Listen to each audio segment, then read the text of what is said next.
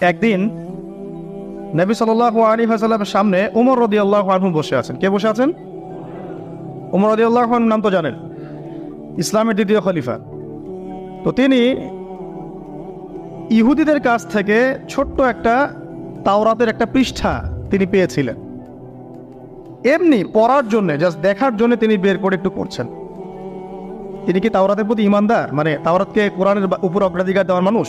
না, তিনি জাস্ট এমনি কৌতূহল বশত দেখছেন। দেখে নবীজিকে বলছেন যে তাওরাতে কিছু সুন্দর কথা আছে ইয়া রাসূলুল্লাহ। এই কথা বা এই স্টেটমেন্ট শোনার সাথে সাথে নবী সাল্লাল্লাহু আলাইহি ওয়াসাল্লামের চোখ মুখ রাগে লাল হয়ে গেল। হাদিসটা মিশকাতে আছে।